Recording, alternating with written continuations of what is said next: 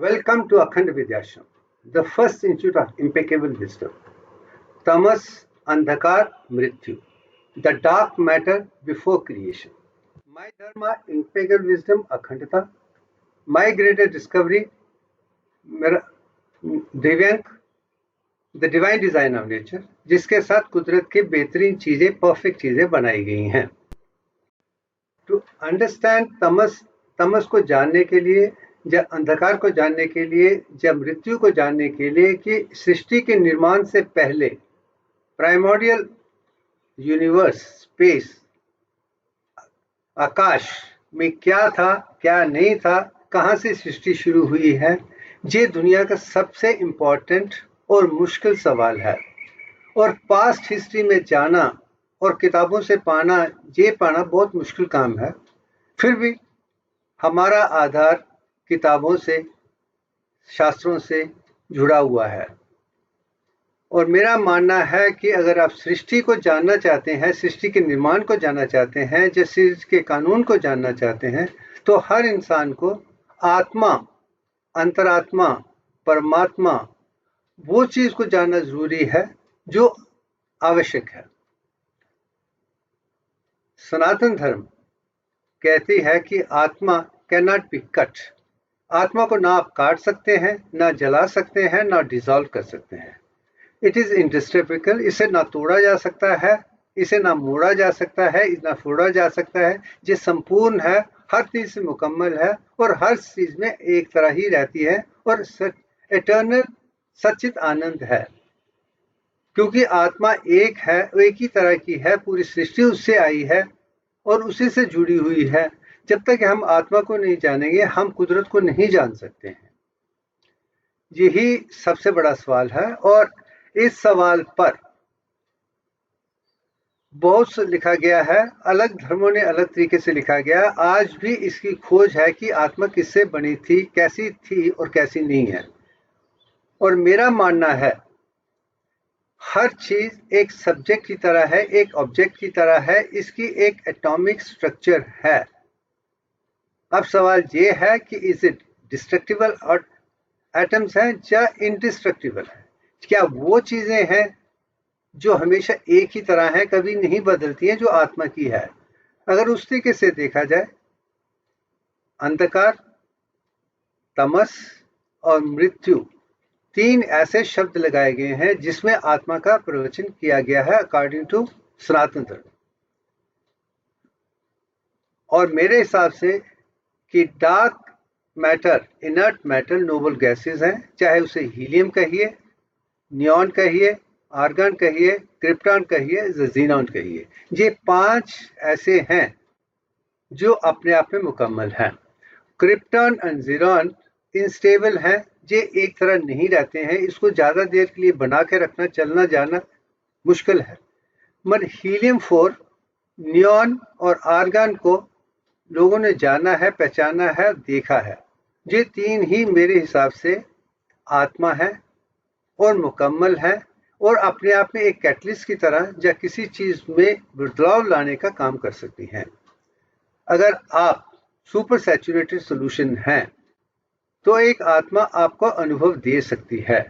तो इसका कहने का मतलब ये, जिस आदमी को संपूर्ण, पूर्ण, संपूर्ण, अखंड ज्ञान है, विज्ञान है, प्रज्ञान है और हर तरीके से मुकम्मल है, वही आत्मा को देख सकता है, पहचान सकता है, जान सकता है.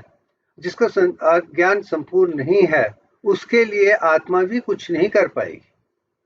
आत्मा के लिए जुड़ने के लिए पहले इंसान को अपने आप में अखंडता आनी चाहिए, संपूर्णता आनी चाहिए. वो फिजिकली फिट होना चाहिए, इमोशनली स्टेबल होना चाहिए, मेंटली वेरी पावरफुल होना चाहिए, बहुत इंटेलिजेंट होना चाहिए, उसमें कुदरत से जुड़ने की क्षमता होनी चाहिए, वो कुदरत के हिस्से की तरह बन जाए. अगर उसका पूरे 100 ट्रिलियन सेल्स भी परफेक्ट हैं, वही इनस्टेबल कंडीशन से स्टेबिलिटी या इनर्ट मैटर को देख सकता है.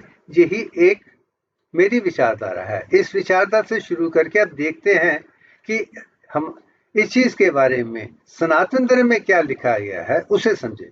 क्योंकि मेरा ज्ञान सभी धर्मों के प्रति नहीं है। तो मैं किसी भी विषय के बारे में, किसी धर्म के बारे में टिप्पणी करना ठीक नहीं समझता हूँ। इसलिए सनातन धर्म को जानता हूँ, जन्म से ब्राह्मण हूँ, कर्म से ब्राह्मण हूँ, धर्म से ब्राह्मण हूँ और ब्राह्मणता को जानता हूँ। और ब्राह्मणों ने सनातन धर्म के माध्यम से जो ब्राह्मणों ने महसूस करके दुनिया के सामने पेश किया, चाहे वेदों में है, चाहे उपनिषद में, हर स्क्रिप्चर में है, मैं उसे समझकर दुनिया के सामने साइंटिफिकली, स्पिरिचुअल साइंस के तरीके से पेश कर रहा हूँ। आज के स्पिरिचुअल लोग कहते हैं कि ऊपर जो है वो सत्य है, जो नीचे असत्य है। और साइंस वाले कहते हैं जो हम फिजिकल फॉर्म में देखते हैं वो सत्य है, ऊपर वाला सत्य नहीं है। और मेरा मानना है कि दोनों एक ही हैं। The two sides of the same kind. जिसने पूरी सृष्टि की साइंस को, चाहे वो मैथ्स हो, फिजिक्स हो, केमिस्ट्री हो, ह्यूमन बॉडी हो, या पूरा स्ट्रक्चर है, महसूस किया है, वही कुदरत की श्री को भी जान सकता है। तो इनसॉल्युबल और सॉल्युबल को दोनों के जानने के मुकम्मल ज्ञान, कंप्लीट ज्ञान, संपूर्ण ज्ञान, अखंडता का होना जरूरी है। यही चीज मैं इस माध्यम से पेश करने की कोशिश कर रहा हूँ, अपने शब्दों में, अपने अनुभव के आधार पे, जिसे मैथमेटिकली कंक्लूसिव डिजाइन में दुनिया के सामने पेश करने का एक प्रयत्न है। और प्रयत्न ये है कि उसमें जो भी चीजें मैं पेश कर रहा हूँ उसमें कोई फिलॉसफी नहीं है, कोई विचारधारा नहीं है। वो चीजें हैं जिसे साइंस ने भी माना है और स्पिरिचुअलिटी ने भी माना है, मगर दोनों अलग समझने के कारण समझ नहीं पाते। मैं दोनों को इकट्ठा ला के दिखा रहा हूं कि दोनों एक ही चीजें हैं। चलते हैं। ऋग्वेद, नासादिया शुक्ता के 7 श्लोक हैं जिसमें आत्मा के बारे में, सृष्टि के निर्माण से पहले क्या था क्या नहीं था वो बताया गया है। ये 7 लाइनें बहुत बड़ी हैं और मुझे नहीं लगता है कि इसको ट्रांसलेट करके इस समय मैं इस पे ज्यादा समय लगाना चाहता हूं, मगर कुछ चीजें इनमें मैं साफ दिखाना चाहता हूं कि इसमें विषय में तमस भी शब्द का इस्तेमाल किया है, मृत्यु का भी किया गया है, अंधकार का भी किया है, कामना का भी किया गया है, विचारधारों का भी किया है, ये सब कुछ किया गया है। मगर अंत में ये लिखा गया है कि सृष्टि से पहले क्या था, इसका वर्णन देवी देवताओं के पास भी नहीं है, क्योंकि उनका जन्म भी सृष्टि के निर्माण के बाद ही हुआ था। और इस विषय पे बात हो रही है, होती रहेगी दिन है। और मेरा कहने का मतलब यही है कि इसमें 3-4 चीजें उभर के आती हैं। अंधकार, सृष्टि के निर्माण से पहले अंधकार था, डार्क मैटर था, वो मृत्यु स्टेज में था, वो तमस में था, उसमें एक्टिविटी नहीं थी। और एक्टिविटी आने के बाद क्या बना क्या नहीं बना, वो प्रकाश मात्र क्या था, उसके बाद क्या हुआ, इन सब जिक्रों का जिक्र वेदों में, उपनिषद में, सनातन धर्म के ग्रंथों में मिलता है। मगर आप उस पूरे ज्ञान को ध्यान में रखते हुए इसको जानना है कि क्या था क्या नहीं था, कैसे हुआ है, जिसमें विषय पे विषय है मगर किसी ने भी कंक्लूजन नहीं दिया है। तो हम चलते हैं कि इसे हम कैसे कंक्लूड कर सकते हैं। जैसे मैंने कहा कि प्राइमर्डियल स्पेस, आकाश बिफोर क्रिएशन से पहले उसमें कुछ भी नहीं था, ये लिखा गया है। और उसमें कहां से शुरू हुआ, और मेरा मानना है कि कोई भी चीज बनने से पहले कुछ ना कुछ होना चाहिए। बिना आधार के कुछ भी नहीं हो सकता है। आप सृष्टि के निर्माण से पहले शून्य था, बहुत छोटा था, ये था वो था, मगर था, मगर क्या था उसको आज तक लोग साइंस के माध्यम से नहीं पहचान पाए हैं। आज भी उसी की चर्चा हो रही है, उसी की ढूंढ रही है। इसलिए मैं कहना चाहूंगा कि nothing has ever come from nothing.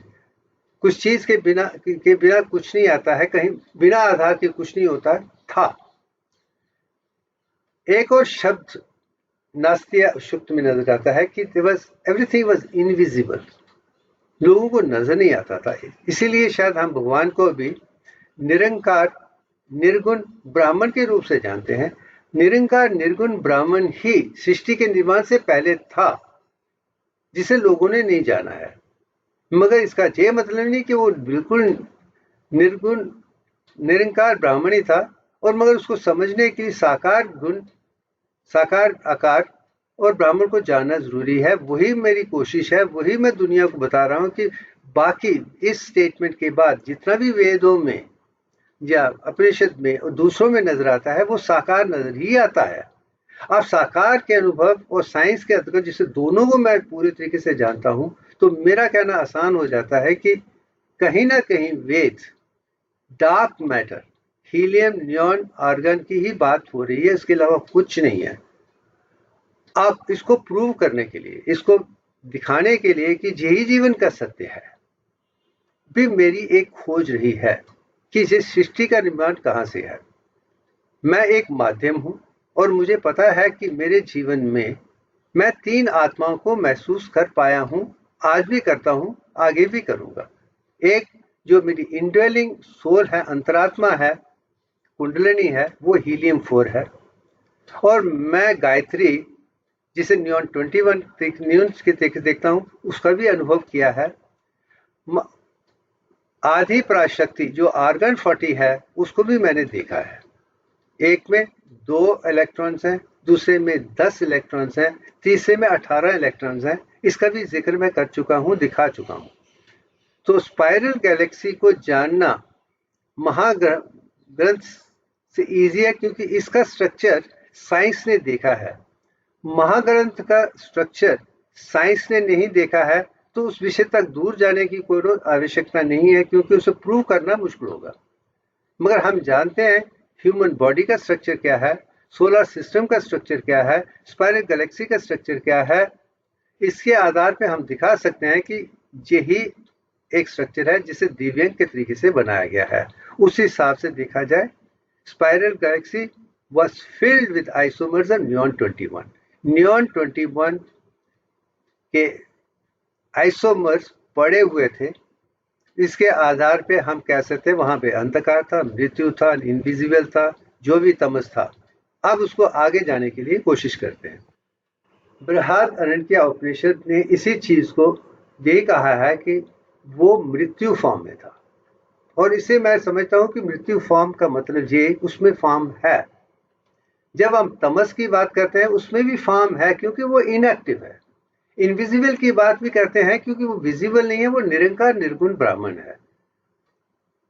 तो उस आधार से भी यही मैं कहूंगा कि चाहे वो तमस हो या अंधकार हो या मृत्यु हो, वो कहीं ना कहीं नियॉन 21 की बात हो रही है।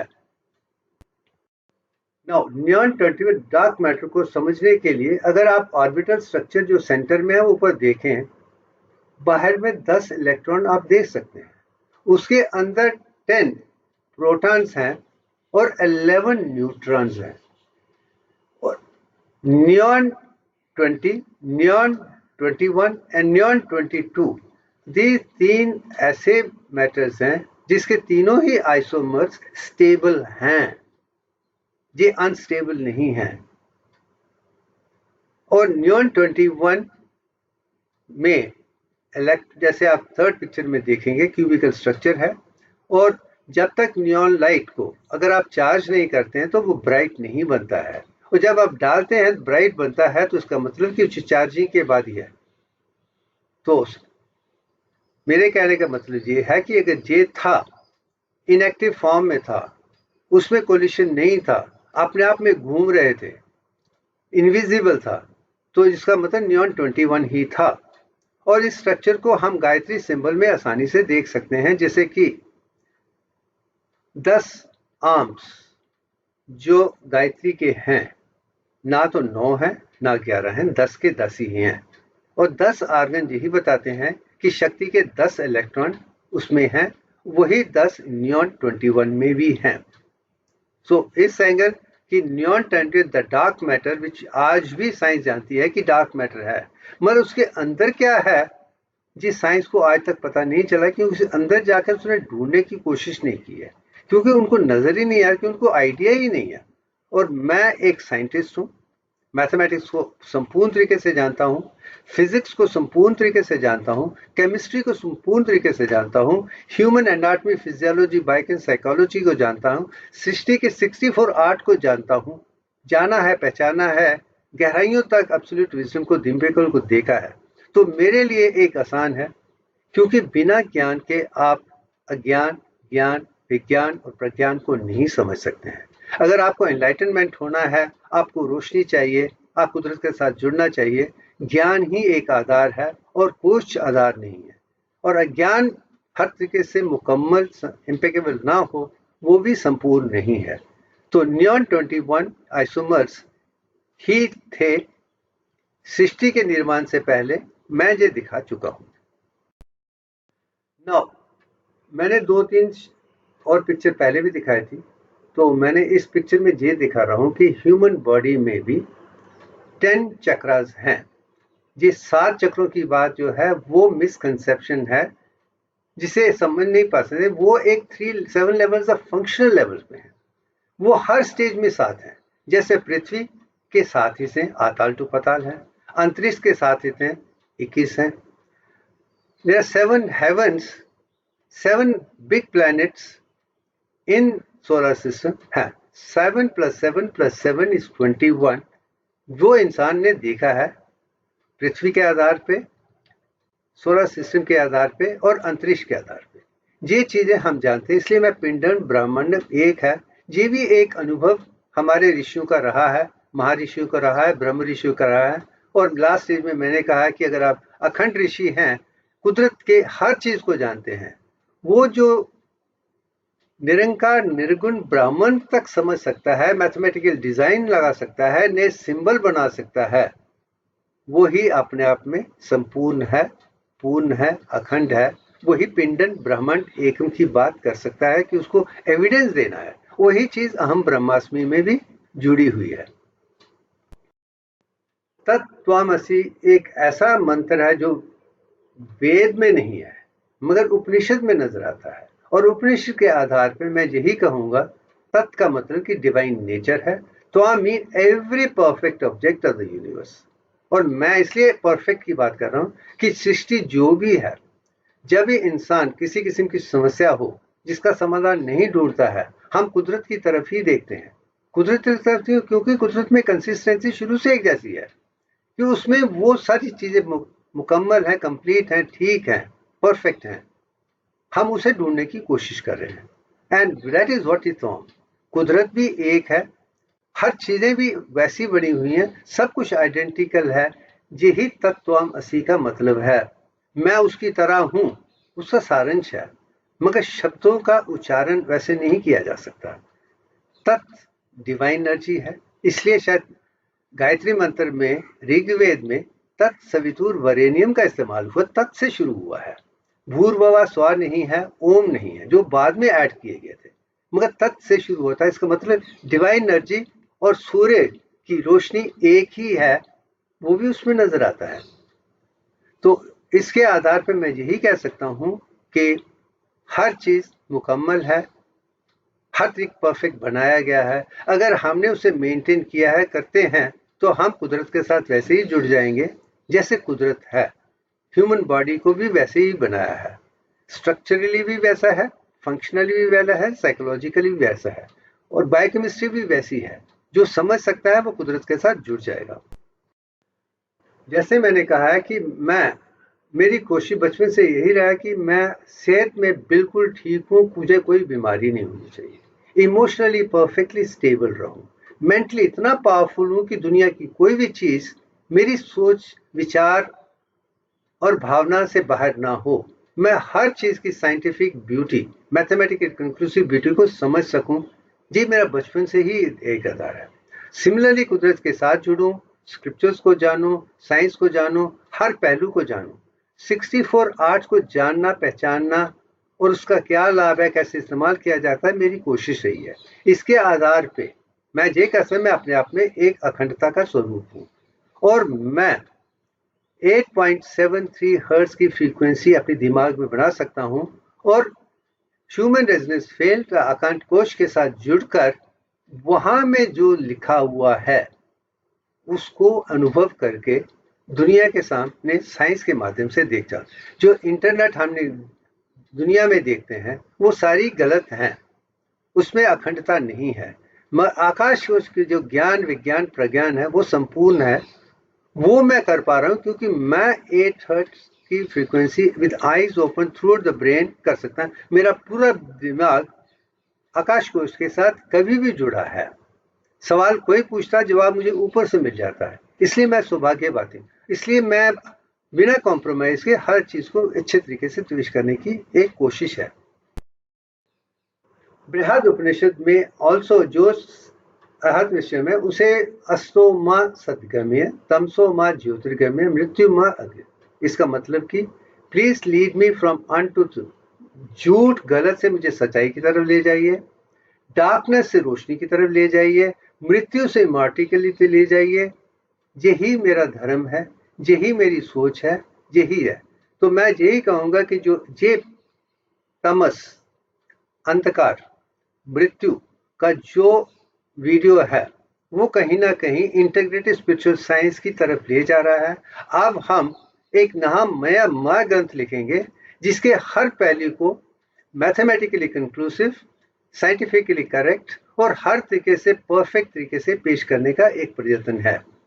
तो अब तो जर्नी एक नए महाग्रंथ new spiritual science research document की तरफ जा रहा है, जिसका आधार जहां से है कि आज तक जो किसी ने नहीं पाया है, तो मैं यही कहूंगा वो अंधकार तमस नियॉन 21 था इन सोलर सिस्टम और आप उसको ध्यान करें कि हम आगे चलेंगे।